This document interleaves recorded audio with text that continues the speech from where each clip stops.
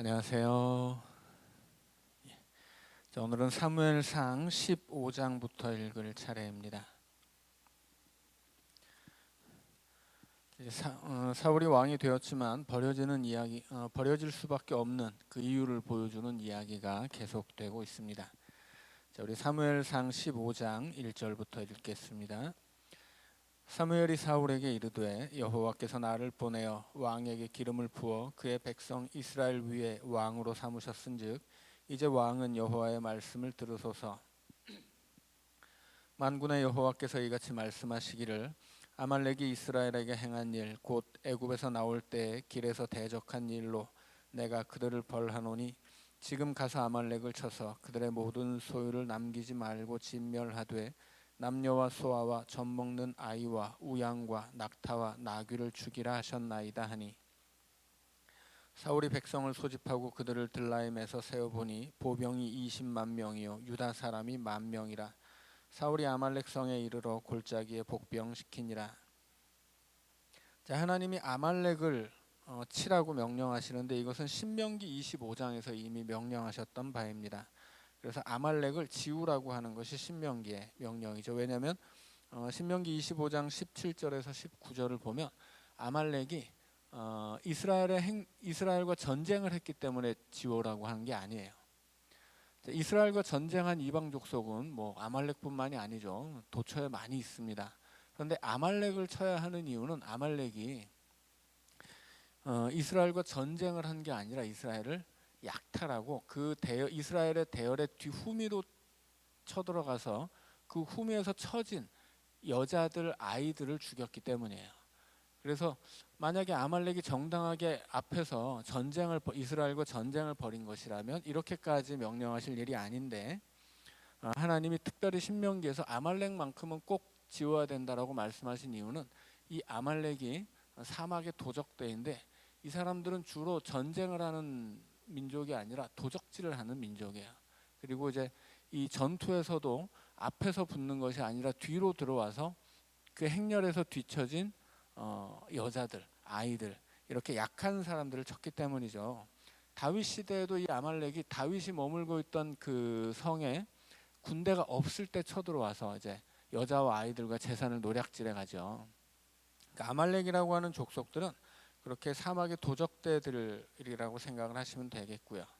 자, 이 사막의 도적대들이 이스라엘이 가나안을 향하고 있을 때 그 이스라엘 행렬의 뒤에서 약한 사람들을 쳤기 때문에 하나님이 그놈들한테만은 꼭 복수를 해야 된다 이렇게 명령하신 것입니다. 자, 그런데 이제 이 아말렉을 치는데 보병이 20만 명, 유다 사람이 10,000명이죠. 자, 총 21만 명의 군대가 모여 있습니다. 암몬과 전쟁을 벌일 때 33,000명이었고 블레셋과 전쟁을 벌일 때는 1만 명이었는데 아주 엄청난 군대가 모였다는 이야기죠. 그러니까 이스라엘로서는 이제 사울이 왕으로서 자리매김을 제대로 했기 때문에 그 군대를 이만큼 모을 수 있는 상황이 된 것이고 이스라엘의 어떤 사울이 왕으로서 자리를 잡자마자 이스라엘의 총력전을 펼치는 거예요. 그래서 가장 먼저 이 총력을 기울여서 해결해야 할 것은 과거에 이스라엘을 괴롭혔던 아말렉에 대한 징계입니다. 자, 6절입니다. 사울이 갠 사람에게 이르되 아말렉 사람 중에서 떠나가라. 그들과 함께 너희를 멸하게 될까 하노라. 이스라엘 모든 자손이 애굽에서 올라올 때 너희가 그들을 선대하였느니라. 이에 갠 사람이 아말렉 사람 중에서 떠나니라. 사울이 하윌라에서부터 애굽 앞 술에 이르기까지 아말렉 사람을 치고 아말렉 사람의 왕 아각을 사로잡고 칼날로 그의 모든 백성을 진멸하였으되 사울과 백성이 아각과 그의 양과 소의 가장 좋은 것 또는 기름진 것과 어린 양과 모든 좋은 것을 남기고 진멸하기를 즐겨 아니하고 가치 없고 하찮은 것은 진멸하니라. 자, 특별히 갠 사람을 지금 배려해서 갠 사람은 떠나라고 한 것은 이 갠 사람은 모세의 장인도 갠 사람이었죠. 특별히 이 갠이라고 하는 말 자체는 쟁이라는 뜻이에요. 우리말로 하면 전문가죠. 그래서 금속 혹은 음악 이 분야에서 전문가 집단이 갠 사람이었다고 생각을 하시면 되겠습니다. 갠 사람들이 과거에 이스라엘이 가나안으로 들어가는 그 출애굽 시대 이스라엘을 선대했기 때문에 지금 배려를 받는 것이죠. 반대로 아말렉을 치는 이유는 아말렉이 그때 이스라엘을 핍박했기 때문입니다. 자, 그런데 안타까운 것은 이제 사울이 이 진멸의 명령을 받았음에도 불구하고 좋은 것은 남기고 가치 없고 하찮은 것만 진멸했다 하는 것이고, 사울뿐 아니라 사울을 따르는 백성들이 사울을 본받아서 그렇게 하나님의 명령을 지키지 않았다 하는 것입니다. 자, 10절입니다. 여호와의 말씀이 사무엘에게 임하니라. 이르시되 내가 사울을 왕으로 세운 것을 후회하노니 그가 돌이켜서 나를 따르지 아니하며 내 명령을 행하지 아니하였음이니라 하신지라. 사무엘이 근심하여 온 밤을 여호와께 부르짖으니라. 사무엘이 사울을 만나려고 아침에 일찍이 일어났더니 어떤 사람이 사무엘에게 말하여 이르되 사울이 갈멜에 이르러 자기를 위하여 기념비를 세우고 발길을 돌려 길갈로 내려갔다 하는지라. 자, 이제 이 하나님의 말씀이 사무엘에게 임합니다. 하나님이 사울을 왕으로 세운 것을 후회하신다는 말씀이죠. 그런데 우리는 이런 의문을 가질 수 있어요. 하나님이 후회를 하시는가? 하나님 다 아시는데, 하나님 전능하시고 전지하신 하나님이신데 하나님이 그럼 사울이 이렇게 할 줄 몰랐다가 뒤늦게 이걸 알고 후회하시느냐, 이렇게 오해할 수도 있죠. 자, 여기서 이제 하나님이 후회하신다라고 하는 것은 하나님을 사람처럼 표현하는 말이에요. 이런 걸 이제 신인 동형론이라고 하죠. 하나님을 신을 사람처럼 표현하는 것뿐이에요. 하나님이 무슨 사람과 같다라는 뜻이 아니고, 뭐 예를 들어서 성경에는 뭐 하나님이 하나님의 손으로 뭘 쳤다 이런 말이 있죠. 뭐 하나님은 영이신데 손이 있을까요? 사람처럼? 아니죠.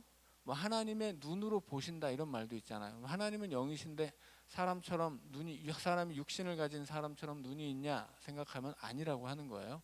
이것은 하나님을 사람처럼 표현하는 것이지, 실제로 하나님이 뭐 눈이 있다거나 손이 있다거나 그걸로 뭘 사람처럼 눈으로 본다거나 뭐 손으로 일한다거나 혹은 뭐 후회를 한다거나 이런 것은 아니라고 하는 거예요.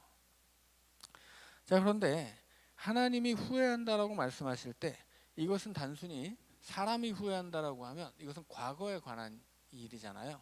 지나간 일에 대해서 후회하는 거죠. 근데 하나님의 후회는 지나간 것보다는 앞으로 다가올 미래에 초점이 있어요. 그래서 성경 안에서 하나님이 후회하신다는 말이 제일 처음 나온 것은 노아 때입니다. 노아 시대에 하나님이 사람을 창조하신 것을, 지으신 것을 후회한다고 이야기하세요. 하나님이 이 하나님의 후회는 단순히 사람을 지은 것에 대한 후회로 끝나지 않고 그 후회가 심판으로 이어지고 심판으로도 끝나지 않고 재창조로 이어지죠. 그래서 하나님의 이 후회라고 하는 것은 과거를 돌이켜서 후회하는 것이 아니고 이것은 미래를 향해 있는 거예요. 그래서 하나님의 후회는 심판을 가져오고 이 심판은 심판으로 끝나지 않고 재창조로 이어지죠. 그래서 노아 이후에 재창조하는, 세상이 다시 재창조되는 역사가 일어납니다. 자, 예레미야 20장 16절을 한번 찾아보겠습니다. 되게 중요한 이야기이기 때문에 우리 성경을 좀 찾아봐야 되겠습니다. 예레미야 20장 16절을 한번 찾아보세요.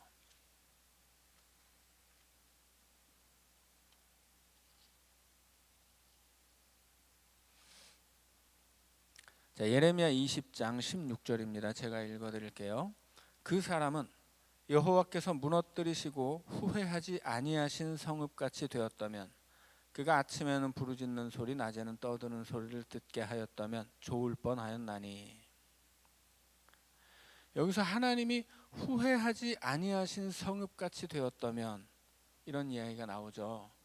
하나님이 후회하신 성읍, 하나님이 후회를 하시면 후회하지 않는 것에 대해서 이게 더 나쁘다고 이야기를 하는 거예요. 이 예레미야 20장 14절부터 예레미야가 자기 자신을 저주하는 내용이거든요. 내 생일이 저주를 받았다면, 내 어머니가 나를 낳던 날에 복이 없었다면, 그래서 내가 죽었다면, 뭐 그런 이야기예요. 내가 차라리 죽었어야 되는데, 내가 없었어야 되는데, 이런 이야기를 하는 거예요. 그래서 이 저주, 죽음, 내가 내 생일이 저주를 받고 내가 태어난 날 죽었어야지, 이런 우리 민족이 망하는 이런 꼴을 보지 않았을 텐데, 이런 이야기예요. 거기서 예레미야가 하는 얘기가 뭐냐면, 하나님이 무너뜨리고 후회하지 않는 성읍같이 되었더라면, 하나님이 무너뜨리고 후회하지 않는 성읍은 뭐냐면 저주를 받아서 사라져버린 성읍이에요. 그래서 이 하나님이 후회한다라는 말과 하나님이 후회하지 않는다라는 말이 성경에 나오는데, 우리가 그냥 생각할 때는 하나님이 후회한다 그러면 이게 굉장히 안 좋은 것 같잖아요. 근데 더 안 좋은 게 뭐냐면 하나님이 후회하지 않는 거예요. 하나님이 후회를 하고 이스라엘의 왕을 세우고 후회를 하시잖아요. 그 후회를 통해서 어떤 일이 벌어져요? 새로운 왕이 나타나요. 하나님의 후회는 이 하나님을 배반하고 버려지는 왕이잖아요. 그런데 거기서 끝나지 않고 하나님이 후회하시기 때문에 이스라엘 안에는 새롭고 온전한 왕이 나타납니다. 그런데 예레미야는 뭐라고 이야기해요? 여호와께서 무너뜨리고 후회하지 않는 성읍같이 되었더라면, 내가 그랬으면, 그때 이 하나님이 무너뜨리고 후회하지 않는 성읍은 저주를 받아서 완전히 멸망하고 사라져 버리는 거예요. 그러니까 하나님이 후회하신다는 말과 하나님이 후회하지 않는다는 말이 있는데, 하나님이 후회한다는 말은 성경 안에서 긍정적인 의미라는 뜻입니다. 하나님이 후회하실 때 그 말은 하나님이 후회하시기 때문에 새로운 미래가 나타난다라고 하는 미래지향적인 말이에요. 그런데 하나님이 누군가를 심판하거나 어떤 곳을 심판하셨는데 후회하지 않는다 그러면 거기에는 아무런 새 역사가 없다, 아무런 회복의 역사가 없다는 뜻입니다. 그러니까 하나님의 후회 속에는 회복의 역사가 있는 거예요. 근데 후회하지 않을 때는 아예 그런 것이 없이 멸망해 버리는 겁니다. 그러니까 후회한다는 말이 굉장히 긍정적인 말이고, 하나님의 후회라는 말은 사람이 후회하는 것과 똑같지 않아요. 이것은 하나님의 후회는 마치 노아 시대에 하나님이 사람 지으신 것을 후회하시고 그들을 심판하시지만 새 역사가 시작된 것처럼, 하나님의 후회는 새 역사를 담보하는 후회예요. 그래서 이것은 하나님의 후회는 긍정적인 뜻으로 쓰이는 말이고, 이것이 무슨 사람이 후회하는 것과는 전혀 다른 뜻이다라고 하는 걸 꼭 알고 있어야만 합니다. 자, 그리고 이제 사무엘이 사울을 만나려고 이제 그렇게 사울이 하나님 명령도 듣지 않고 좋은 것은 남기고 하찮은 것만 진멸했다는 이야기를 듣고 이제 따지러 가는데 길갈로 가죠. 그 전날 사울이 길갈에다가 기념비를 세웠다고 합니다. 기념비를 세웠다고 하는데, 이 기념비라고 하는 말은 히브리 원어에서는 손과 같아요. 그러니까 손을 세웠다라고 하는 뜻이에요. 무슨 뜻이냐면, 사울이 자기를 위해 기념비를 세우잖아요. 이것은 자기 손으로, 내 손으로 이런 일을 했다라고 자랑했다라는 뜻이에요. 그래서 이 사울은 하나님의 명령을 제대로 순종하지도 않았을 뿐더러 이 승리의 영광을 하나님께 돌리지도 않았다라고 하는 뜻입니다.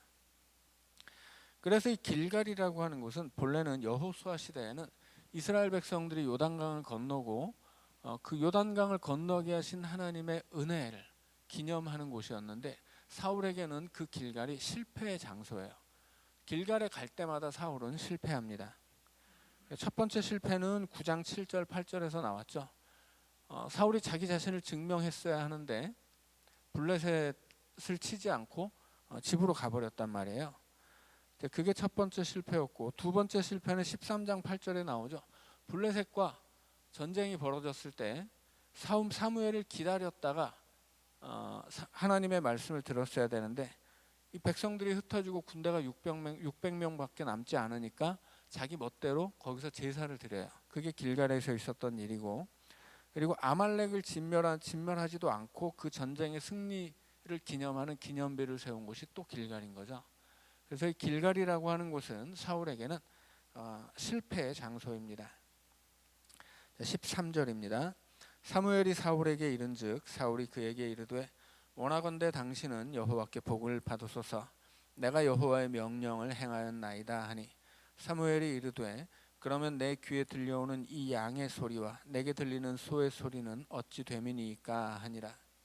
사울이 이르되 그것은 무리가 아말렉 사람에게서 끌어온 것인데 백성이 당신의 하나님 여호와께 제사하려 하여 양들과 소들 중에서 가장 좋은 것을 남김이요 그 외의 것은 우리가 진멸하였나이다 하는지라. 사무엘이 사울에게 이르되 가만히 계시옵소서.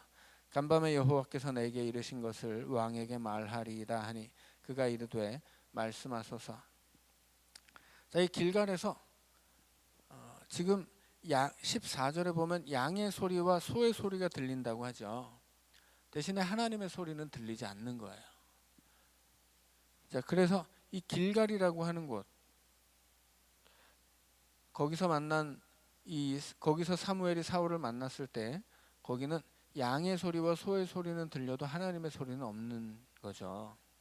그리고 왜 이렇게 양과 소들을 남겨놨냐고 하니까 우리가 하나님께 드리려고 했다. 무슨 거짓말이죠. 왜냐하면 뒤에 가서 이제 계속 사무엘이 뭐라고 하니까 사실은 백성이 무서워서 그랬습니다. 이제 그런 얘기를 하거든요. 자, 17절입니다. 사무엘이 이르되 왕이 스스로 작게 여길 그때 이스라엘 지파의 머리가 되지 아니하셨나이까. 여호와께서 왕에게 기름을 부어 이스라엘 왕을 삼으시고 또 여호와께서 왕을 길로 보내시며 이르시기를 가서 죄인 아말렉 사람을 진멸하되 다 없어지기까지 치라 하셨거늘 어찌하여 왕이 여호와의 목소리를 청종하지 아니하고 탈취하기에만 급하여 여호와께서 악하게 여기시는 일을 행하였나이까. 자, 19절에 두 가지 비교가 나오죠. 하나는 청종이에요. 청종의 반대말은 뭡니까? 탈취죠. 사울이 청종하지 않고 탈취했다고 그래요. 청종은 이스라엘의 왕이 해야 할 일이에요. 자, 이스라엘에서 왕의 본질은 듣는 사람이에요. 하나님의 말씀을 청종하는 사람입니다. 다른 나라에서 왕의 본질은 뭐예요? 탈취하는 거예요. 탈취도 왕이 하는 일이에요. 다만 이것은 이방 나라 왕이 하는 일입니다.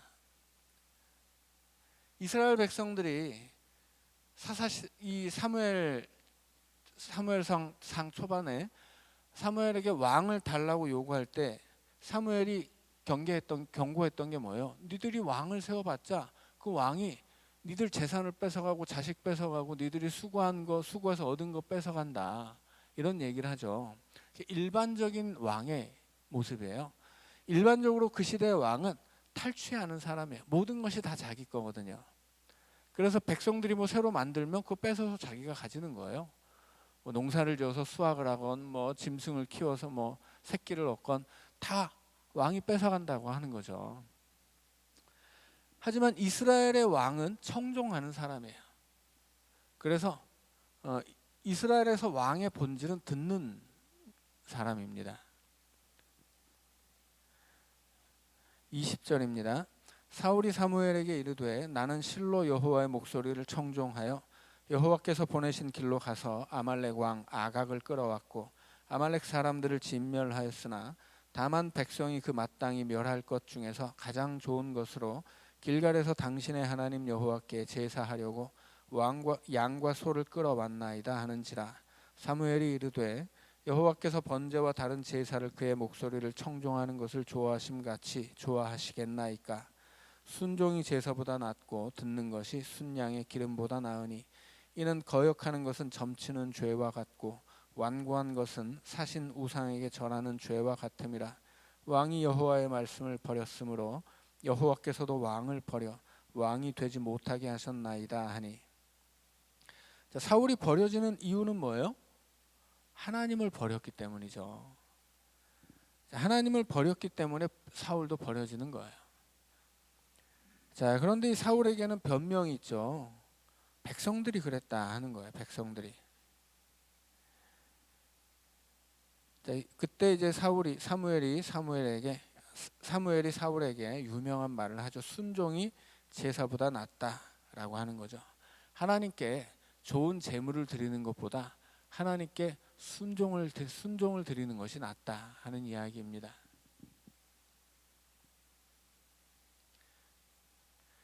특별히 이 말씀은 그 시대 모든 종교의 방식이에요. 그러니까 이스라엘에서 하나님을 섬기는 신앙과 그 시대 다른 민족의 신앙은 완전히 질적으로 다르다라는 말씀을 여러 번 드렸어요. 이 고대 세계에서 신앙이라고 하는 것은 근본적으로 신과의 공생이거든요. 인간이 신에게 뭔가를 바치면 신도 인간에게 주는 거예요. 신은 인간이 없으면 굶어 죽는 거예요. 그래서 인간이 신에게 먹을 것도 줘야 되고 입을 것도 줘야 되고 집도 줘야 돼요. 집이 신전이죠. 그 입을 것은 그 신상을 꾸미는 것이고, 그래서 늘 인간이 신에게 뭔가를 줘야 신도 살 수 있는 것이고, 그래서 인간이 신에게 뭘 바치면 신도 인간에게 그 대가를 지불하는 거예요.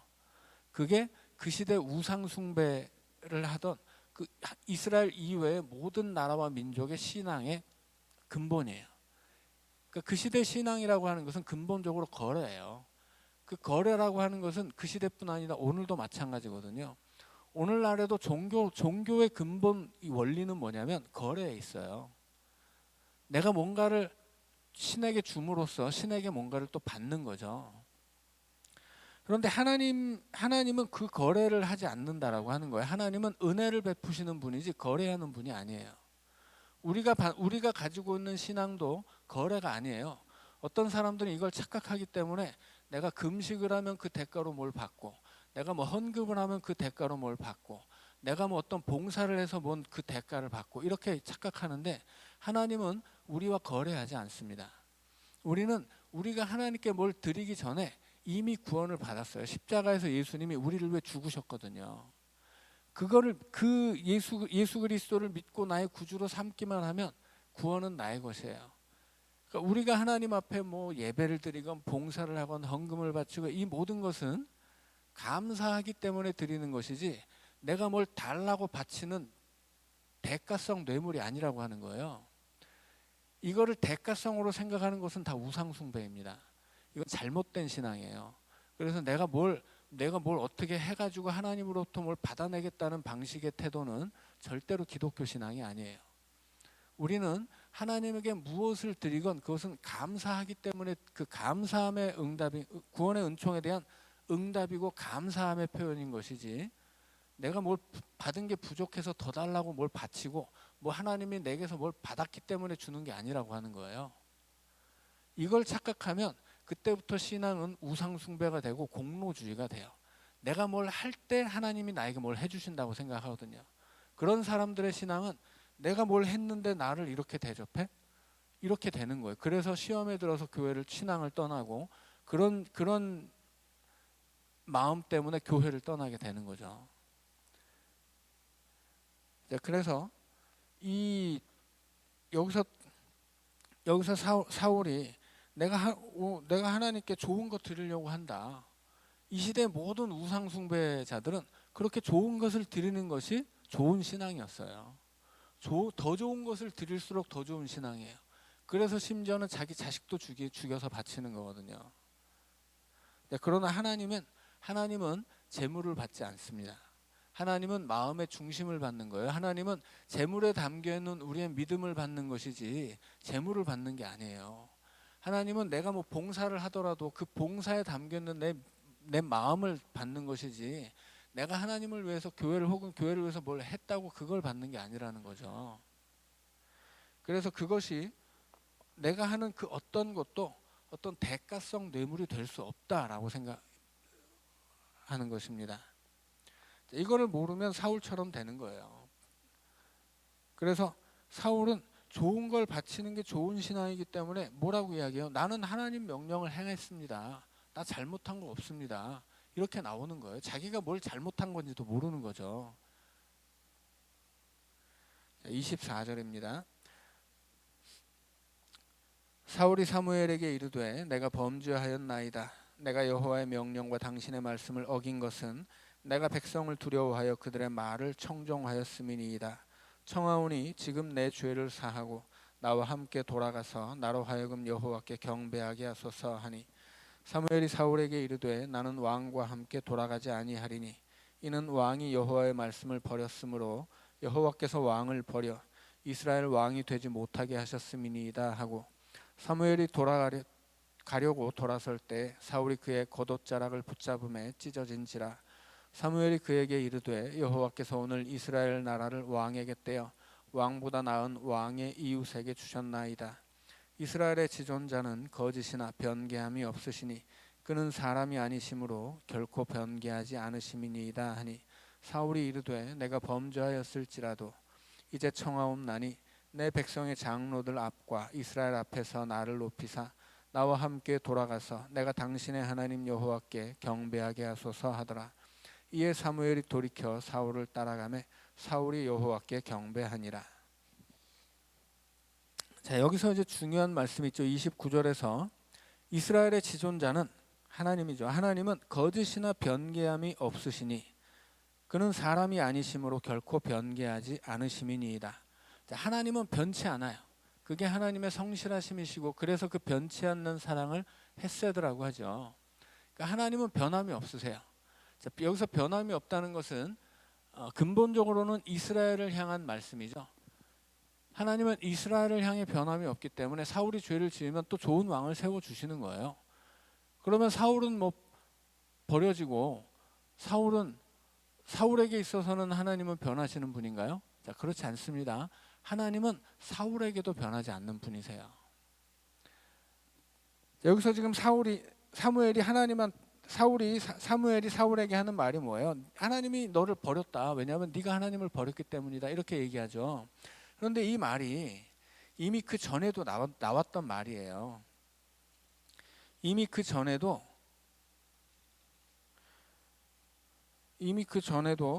나왔던 말이죠.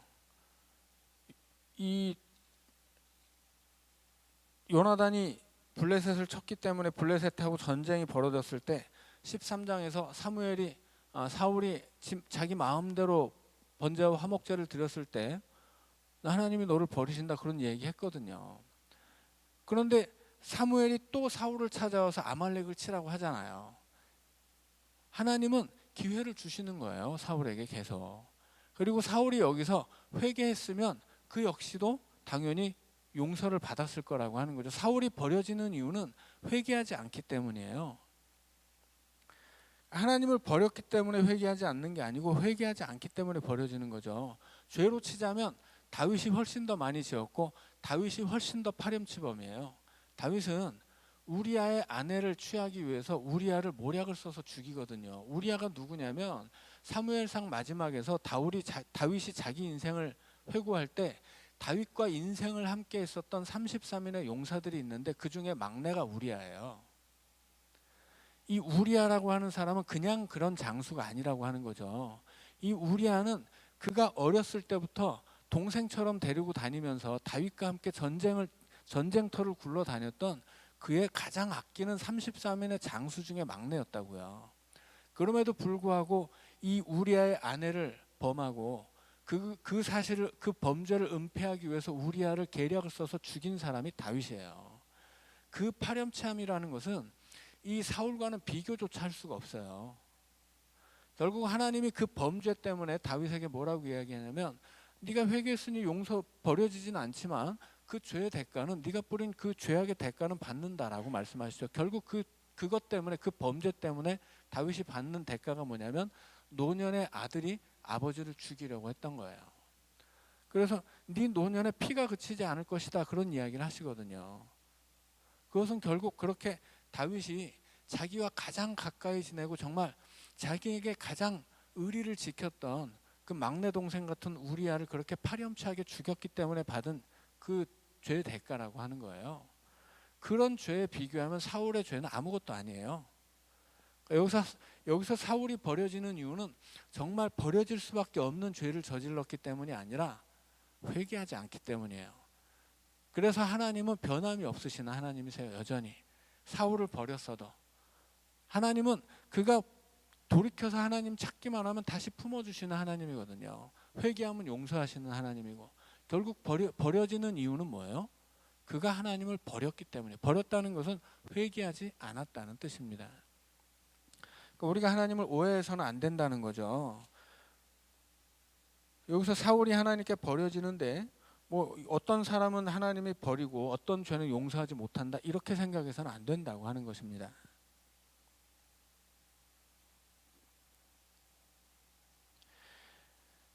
여기서 사울이 버려지는 이유는 회개하지 않았기 때문이고 회개를 했어야 되는데 지금 사울은 뭐라고 이야기해요? 내가 범죄했을지라도 이제 청하노니 내 백성의 장로들 앞과 이스라엘 앞에서 나를 높이사. 지금 다른 장로들이 보고 있잖아요. 지금 백성들이 나를 보고 있잖아요. 그러니까 내 체면을 살려주세요. 그런 얘기예요. 회개해야 되는 그때 자기가 저지른 죄를 부끄러워하고 두려워했어야 되는데 근데 이것을 부끄러워하지도 않고 두려워하지도 않고 자기 체면을 생각하는 거야. 아, 내가 왕인데 지금 나한테 이렇게 말하냐. 지금 저 사람들 날 보고 있는데 지금 사람이 이 자기 체면을 생각한다는 건 뭐예요? 자기를 그만큼 높게 생각한다는 거죠. 나한테 이럴 수가 있어? 이건 무슨 말이에요? 자기를 그만큼 대단하게 생각하는 거예요. 착각하는 거죠. 자기가 대단한 사람인 양. 그런 사람들은 용서받기 어려운 거죠. 회개하지 못하니까. 그래서 지난 주일에도 가룟 유다가 돌아올 수 없었던 이유는 뭐예요? 그 죄를 회개하는 데 힘써야 되는데 감추려고만 힘쓰니까 도무지 회개할 기회를 갖지 못하는 거죠.